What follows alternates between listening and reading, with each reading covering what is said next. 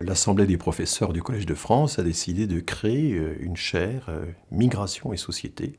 C'est un sujet tout à fait nouveau au Collège de France.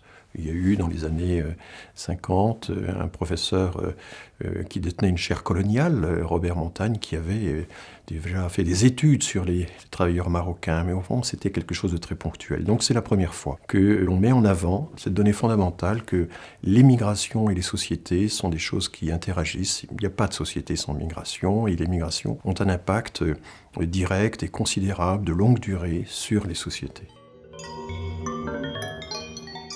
Cette création de chaire reconnaît finalement la nécessité d'étudier ce phénomène de façon aussi scientifique que possible. C'est difficile parce que c'est un sujet extrêmement sensible. Il est dans le débat public.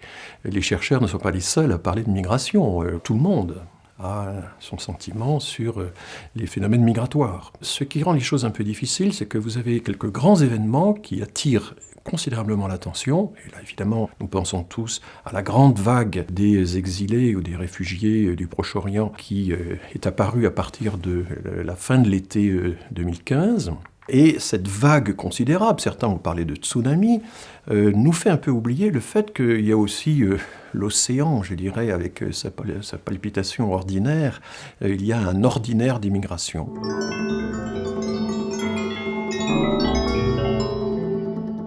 Alors qu'est-ce que c'est cette migration ordinaire ? C'est une migration qui arrive chaque année en France, qui reçoit des titres de séjour de la part des préfectures, dans un nombre à peu près constant, 200 000, 220 000 titres de séjour accordés chaque année à des migrants non européens. Et quand on regarde en détail la décomposition de ces titres de séjour, c'est essentiellement par l'application des droits. Le droit d'épouser qui l'on veut, y compris un étranger ou une étrangère, ce qui déclenche une migration matrimoniale, 60 000 personnes par an chaque année. Le droit de vivre en famille, le droit pour un enfant de rester en France, même si ses parents sont dans une situation illégale. Et puis cette espèce de quasi-droit, qui est le droit de faire des études supérieures à l'étranger dans une université de bonne qualité.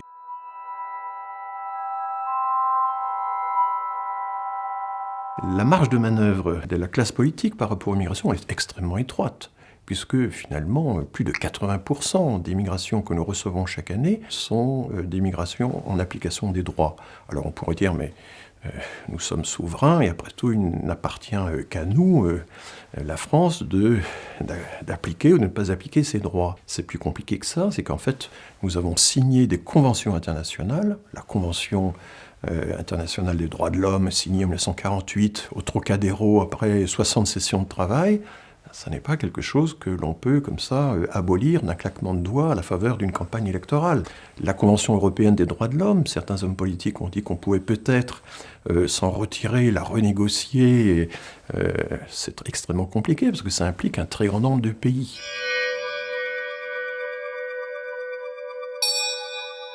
Une des choses que le chercheur doit être en mesure de dire aux politiques, c'est de faire la différence entre ce qui dépend de nous et ce qui ne dépend pas de nous. Il y a un certain nombre d'événements, de forces motrices qui ne dépendent pas de nous. Par exemple, le baby-boom s'est terminé. Et donc, fatalement, même si les comportements ne changent pas, la migration prendra le dessus comme moteur essentiel du renouvellement de la démographie du pays. Bon, ben voilà quelque chose que les politiques ne pourront pas changer parce que ça reviendrait à revenir sur le passé.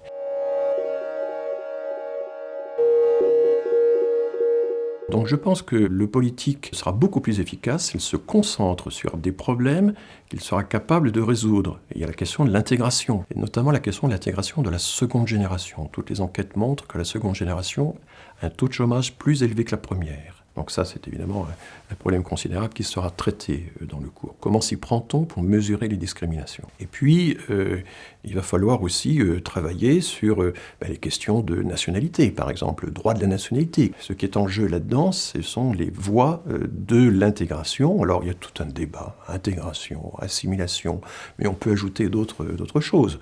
Le syncrétisme, la double intégration, on peut vivre dans deux nationalités à la fois, notamment si on est né d'un couple mixte.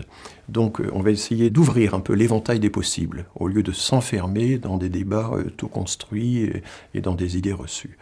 Voilà un peu l'objectif du cours qui sera réparti sur 5-6 ans. Je terminerai par une question difficile, qui est celle des relations entre religion et migration, qui m'occuperont dans la dernière année. Question sensible, tout est sensible dans le sujet des migrations, mais ces questions-là, il faudra évidemment les traiter avec doigté et en même temps sur une base informative aussi solide que possible.